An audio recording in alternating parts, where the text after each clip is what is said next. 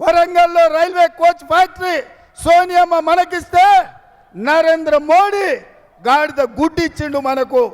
ఇవాళ ITIR corridor సోనియమ్మ మనకిస్తే నరేంద్ర మోడీ గాడిద గుడ్డిచ్చిండు. అందుకే మిత్రులారా, ఇవాళ మిమ్మల్ని అడగదలుచుకున్నా, మీరు నాతో పాటు నేను బీజేపీ ఏమిచ్చిందంటే గాడిద గుడ్డిచ్చిందని మీరు అనాలి, మోడీ ఏం తెచ్చిందంటే గాడిద గుడ్డు అని మీరు అనాలి. సిద్ధమేనా? సిద్ధమేనా? సిద్ధమేనా? సిద్ధమేనా? బీజేపీ ఏమిచ్చింది, నరేంద్ర మోడీ ఏం తెచ్చిండు? బీజేపీ ఏమిచ్చింది, నరేంద్ర మోడీ ఏం తెచ్చిండు? మరి మిత్రులారా, గాడిద గుడ్డిచ్చిన బీజేపీకి కర్రు గాల్చి వాత పెట్టాల్సిన బాధ్యత మన అందరి మీద ఉన్నది. మన నగరాన్ని కాపాడుకొని, మత సామరస్యాన్ని కాపాడుకొని, ఈ నగరంలో పెట్టుబడులు తెచ్చి ఈ నగరాన్ని విశ్వ నగరంగా చేసే బాధ్యత కాంగ్రెస్ పార్టీ తీసుకుంటుంది. ఇవాళ బీజేపీకి ఓటేస్తే రాజ్యాంగాన్ని మార్చడానికి ఓటేసినట్టే.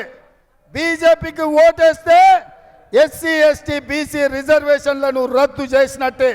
అదే కాంగ్రెస్ పార్టీ రాహుల్ గాంధీ గారి నాయకత్వానికి ఓటేస్తే రాజ్యాంగాన్ని రక్షించడానికి ఓటేసినట్టు, రిజర్వేషన్లను పెంచడానికి ఓటేసినట్టు. అందుకే మీరందరూ మనమందరం రాహుల్ గాంధీ గారి నాయకత్వంలో పని చేయడానికి, కాంగ్రెస్ పార్టీని గెలిపించడానికి మనందరం సిద్ధం కావాలి. మీరందరు సిద్ధమేనా? సిద్ధమేనా? గట్టిగా, ఇంకా గట్టిగా, ఇంకా గట్టిగా ఢిల్లీకి వినిపించాలి. ఢిల్లీ మోడీ గుండెలు ఎదరాలి. సిద్ధమేనా? సిద్ధమేనా? సిద్ధమేనా? సిద్ధమేనా? జై కాంగ్రెస్, జై జై కాంగ్రెస్.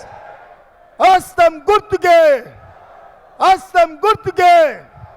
చేవెళ్ళ పార్లమెంటు నుంచి డాక్టర్ రంజిత్ రెడ్డి గారు మన అభ్యర్థి, భువనగిరి పార్లమెంట్ నియోజకవర్గం నుంచి చామల కిరణ్ కుమార్ రెడ్డి గారు మన అభ్యర్థి, అదేవిధంగా మల్కాజ్గిరి ఏ పార్లమెంటు నియోజకవర్గం నుంచి నేను ఎన్నికైనో, ఏ ఎల్బీ నగర్ నుంచి నాకు 30,000 మెజారిటీ ఇచ్చి గల్లీ నుంచి ఢిల్లీకి ప్రశ్నించే గొంతుగా పంపించారు. ఆ పార్లమెంటు నుంచి పట్నం సునీత మహేందర్ రెడ్డి గారు అభ్యర్థులు, ఈ ముగ్గురిని అత్యధిక మెజారిటీతో గెలిపించాల్సిందిగా మీకందరికి విజ్ఞప్తి చేస్తూ మీ అందరి దగ్గర సెలవు తీసుకుంటున్న మిత్రులారా, జై కాంగ్రెస్. ధన్యవాదాలు మిత్రులారా.